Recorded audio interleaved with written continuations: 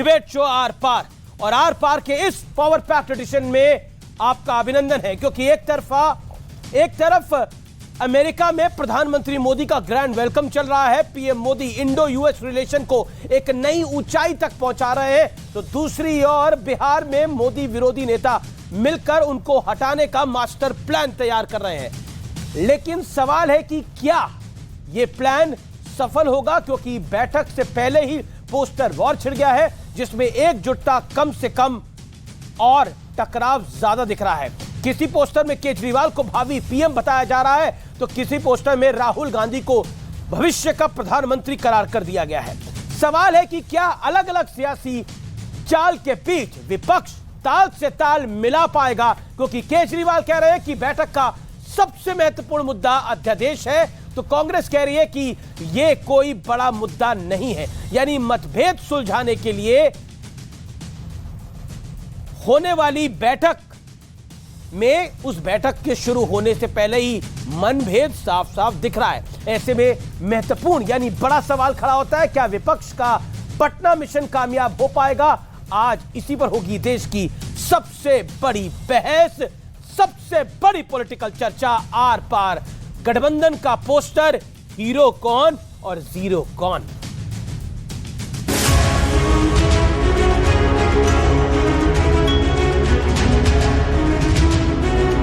हम साथ साथ हैं वाले संदेश से पहले पोस्टर वाली टक्कर देख लीजिए। लिखा है, न आशा है न विश्वास है, ये नीतीश कुमार मोदी जी का खासम खास है। पीएम मोदी के साथ नीतीश कुमार की तस्वीर भी लगी है और बैठक से पहले ही केजरीवाल को भावी पीएम घोषित कर दिया गया है। हालांकि आपने इस पोस्टर से पल्ला झाड़ लिया है।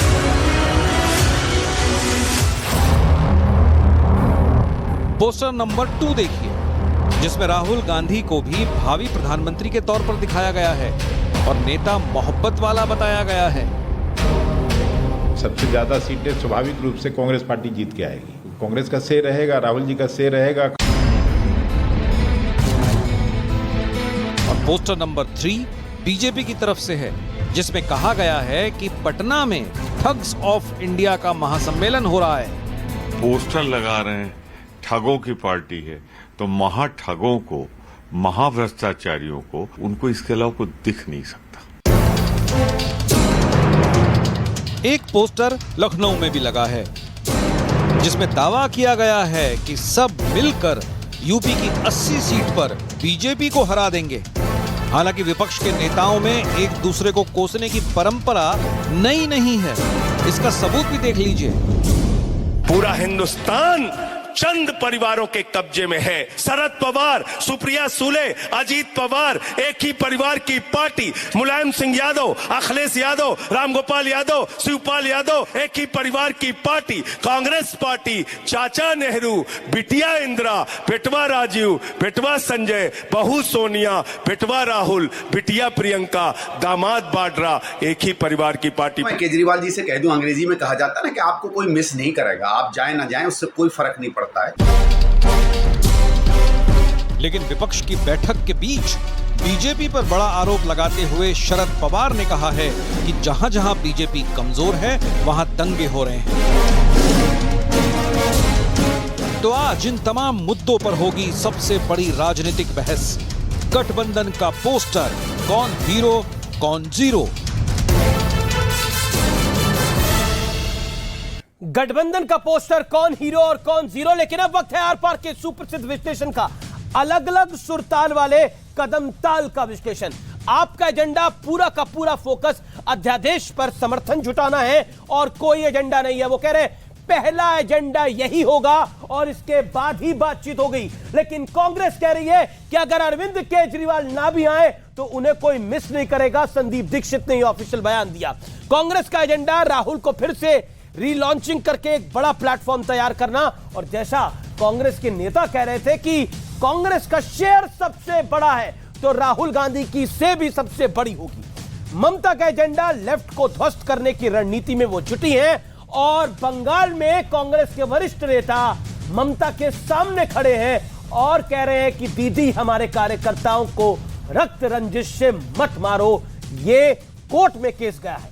नीतीश का एजेंडा फ्यूचर प्लान के तहत राजनीति में नए मौकों की तलाश, क्योंकि नीतीश बाबू को पता है ये उनकी आखिरी टर्म है, या फिर हो सकता है ये टर्म 6 महीने में भी समाप्त हो जाए। तो भविष्य की राजनीति क्या होनी चाहिए, जब वो दिल्ली बैठेंगे तो दिल्ली में भी उनके पास भी एक बड़ा ठिकाना होना चाहिए। लेकिन बड़ा सवाल यह है, क्या महागठबंधन की पर महत्वाकांक्षा भारी पड़ेगी? आज इस मूल सवाल के साथ मैं इस डिबेट को ओपन करता हूं। मेरे साथ कौन कौन जुड़ा है, आइए आपको मिलवा देते हैं। डॉक्टर अजय आलोक हैं, प्रवक्ता भारतीय जनता पार्टी के। सुरेंद्र राजपूत हैं, प्रवक्ता कांग्रेस पार्टी के। आप तमाम लोगों का अभिनंदन है। डॉक्टर अजय आलोक, सवाल मूल है आपसे। विपक्ष की तैयारी बहुत जबरदस्त है, कुछ इश्यूज हैं जिसके ऊपर आपस में बात नहीं हो रही है। अरविंद केजरीवाल को तो कांग्रेस तो नहीं चाहती है कि वो वहां तक पहुंचे भी, लेकिन वो पहुंच रहे हैं। लेकिन आपकी चिंता कितनी बढ़ रही है?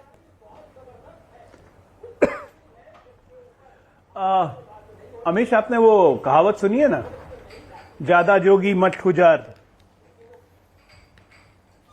तो वही अभी चल रहा है। अभी देखिए, मठ बना नहीं है, मठ से लोग जाने भी लगे हैं। पहले चले गए मांझी जी, दूसरे जयंत चौधरी जी का मैसेज आ गया कि भाई हमने कानूनों से नहीं शामिल हो सकता। तीसरे आम आदमी पार्टी के पोस्टर उस पर लग गए, बाद में उन्होंने अपने आप को दूर कर लिया, लेकिन मैसेज तो दे ही दिया ना कि पहले अध्यादेश का समर्थन कीजिए, तब नहीं तो बहिष्कार करेंगे। कांग्रेस उधर से कह रही है कुछ और, जदयू के अंदरूनी सूत्र कह रहे हैं भाई आम आदमी पार्टी की नीयत ठीक नहीं है। अब ममता दी भी आ गई हैं, आज लालू जी से मिल रही हैं, अभी नीतीश जी से मिल रही हैं। अब उनकी मोहब्बत के सुर कब फूटेंगे वो तो पता चलेगा। देखिए, कमाल की बात यह है कि इन सारी पार्टियों में सीपीआई, सीपीएम और कांग्रेस को छोड़ के बाकी जितने दल हैं उनका कभी न कभी भारतीय जनता पार्टी से गठबंधन जरूर रहा है। हाँ, आ रही हेलो जी, आप अपनी बात को रखिए। डॉक्टर अजय आलोक, आवाज आ रही है? जी बिल्कुल। हाँ, तो इन सभी दलों का कभी न कभी भारतीय जनता पार्टी से गठबंधन जरूर रहा है। आज की तारीख में राजनीतिक परिप्रेक्ष्य में ये सारे दल जो हैं अपने अपने राज्यों में भारतीय जनता पार्टी को लेकर इतने भयभीत हो चुके हैं कि इनको अपने वजूद का खतरा महसूस हो रहा है। और कांग्रेस राज्य दर राज्य हारते और राष्ट्रीय स्तर पे अपनी महत्वता खोते खोते क्षेत्रीय दलों के द्वारा आज उसे क्षेत्रीय दलों की बैसाखी की जरूरत पड़ रही है, क्योंकि आज एजेंडा देश नहीं है। देश इनके एजेंडा में है ही नहीं कि देश को कैसे आगे बढ़ाना है। इनके एजेंडा में है कि भारतीय जनता पार्टी हटाओ, मोदी भगाओ, परिवार की सियासत बचाओ, अपने पे करप्शन के लगे हुए इल्जाम से अपने आप को बचाओ, अपनी जमीन बचाओ। ठीक है, मैं एग्जिस्टेंशियल क्राइसिस से ये सारे दल जूझ रहे हैं। जी, मैं सुरेंद्र राजपूत का रुख कर लेता हूं। सुरेंद्र राजपूत, लेकिन आगे बढ़ने से पहले बाइडेन ने प्रधानमंत्री मोदी के साथ फोटो ट्वीट करी है और कहा है कि मोदी जी का स्वागत है व्हाइट हाउस में, और कुछ देर में प्रधानमंत्री व्हाइट हाउस पहुंचने वाले हैं।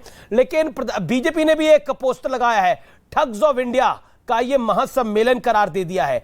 क्या आपको लगता है कि विरोधाभास है? क्योंकि आप ही के नेता कह रहे हैं कि अगर अरविंद केजरीवाल ना भी आए तो कोई फर्क नहीं पड़ता, no one will miss him, quote and quote, ये आपके नेताओं के बयान है। एक आपके प्रवक्ता ने तो यह बात तक कही कि एक शराब के घोटाले में फंसा है और दूसरा शराबी है, गौरव वल्लभ ने। अमीश भाई कहते हैं ना कि जाकी रही भावना जैसी, प्रभु मूरत देखी तिन तैसी।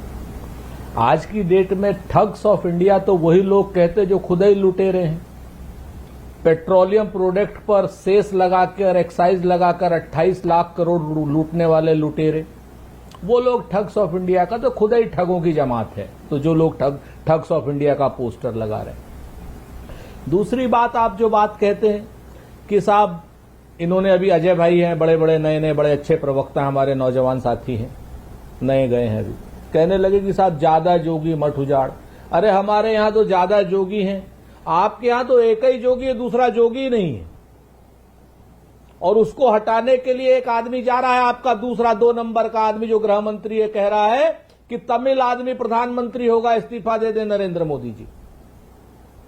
तो अब हमारे यहां मठ उजड़ रहा है कि आपके यहां मठ उजड़ रहा है, ये अपना जरा तय कर लीजिए। हमारे यहाँ कोई मठ नहीं उजड़ रहा है, हम आपके यहाँ मठ उजड़ रहा है अजय आलोक जी, और आने वाला समय आपको जनता आपका मठ उजाड़ करके आपके हाथ में देगी, ये भी जान लीजिए। तीसरी बात, अगर हम इकट्ठे हो रहे हैं तो आपके पेट में दर्द क्यों हो रहा है? आपको आज ये क्यों याद आ रही कि जिन जिन की पीठ में आपने छुरा भोंका है वो दल कभी आपके साथ थे? आप जनता दल यूनाइटेड की पीठ में छुरा भोंक करके अजय आलोक को भारतीय जनता पार्टी में लेकर के आए। शिवसेना की पीठ में छुरा भोंक करके एकनाथ शिंदे को मुख्यमंत्री बनाए, जिसके लड़का इस्तीफा दे रहा है। अकाली दल की पीठ में आपने छुरा भोंका है।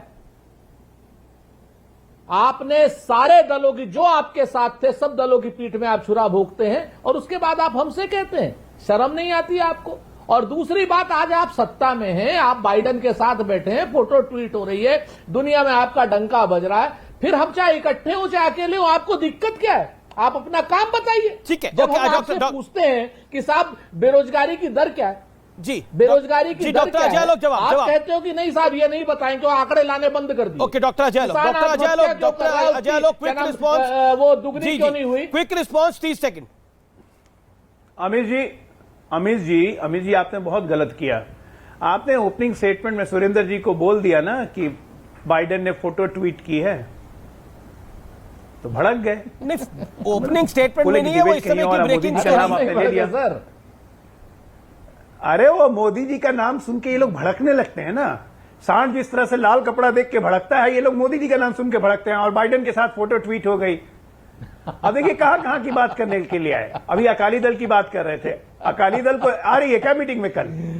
अलायंस करेगी कांग्रेस अकाली दल के साथ पंजाब में? अमीश भाई 5 सेकंड। नहीं, अरे बाप रे बाप, क्या आपने इतनी अच्छी बातें आपने कही। अजय आलोक को पीठ में छुरा भोंक के बीजेपी में ले आए, शिवसेना को पीठ में छुरा भोंक के एकनाथ शिंदे को ले आए। अरे कोई किसी को नहीं लाया, हम सब अपनी मर्जी से आए। इसी को क्यों रहने लायक जगह ही नहीं है, दलदल है। कल को आप भी हो सकता है आ जाइए, क्या भरोसा। क्योंकि कांग्रेस में जिस तरह से खड़े होके सल्यूट करने का कल्चर परिवार में है, तो कितने दिन तक ये अपमान का दर्श पीते रहिएगा, है ना? तो जिनको देखिए। ठीक है, Surendra Rajput. Okay, sharp reply. Surendra Rajput 20 second. एक बहुत बड़ी खबर आ रही है, बहुत बड़ी खबर आ रही है। Surendra Rajput, quick reaction. Sir Amish भाई देखिए, आज अजय आलोक जी ने आधिकारिक रूप से कह दिया कि नरेंद्र मोदी सांड हैं और हम लाल कपड़ा देख करके भड़का रहे हैं। क्या मतलब है इस बात का? दूसरी बात, अजय आलोक जी, हम लोग जो हैं इस तरीके से भड़कने वाले नहीं। लाल कपड़ा नरेंद्र आप मोदी। रुको एक मिनट, आप बात समझो। आप देश के मुद्दों पर जवाब दो, आप महंगाई पर जवाब दो, बेरोजगारी पर जवाब दो। ठीक है, इस समय की बहुत बड़ी खबर आ रही है। महंगाई भी घट गई, बेरोजगारी भी घट गई। आम आदमी पार्टी अध्यादेश के मुद्दे पे अड़ गई है। सूत्रों के हवाले से बड़ी खबर है, पहला एजेंडा अध्यादेश ही होगा और कांग्रेस कह रही है कि किसी कीमत पर अध्यादेश नहीं होगा। कांग्रेस को समर्थन पर आम आदमी पार्टी का यह कहना है कि समर्थन नहीं तो वॉकआउट करेगी पार्टी। यानी कल की बैठक में अगर कांग्रेस ने समर्थन नहीं दिया और कांग्रेस ने जिस तरह से उनके दिल्ली प्रदेश ने और पंजाब प्रदेश ने कहा है कि समर्थन देने का सवाल ही नहीं खड़ा होता, और उससे पहले संदीप दीक्षित ने कहा है कि कोई मिस नहीं करने वाला, अगर छोड़ के भी चले जाए अरविंद केजरीवाल। मैं सीधा पूछ लेता हूं कांग्रेस पार्टी के प्रवक्ता से, सूत्रों के हवाले से बड़ी खबर है, आम आदमी पार्टी कह रही है या तो आप उनके साथ हैं या तो फिर वो वॉकआउट करने जा रहे हैं। रिएक्शन सुरेंद्र राजपूत। दो चीज बड़ी साफ है अमीश भाई। ये जो सम्मेलन है जो विपक्षी दलों का, ये श्री नीतीश कुमार जी करवा रहे हैं। कांग्रेस पार्टी इसमें होस्ट नहीं है।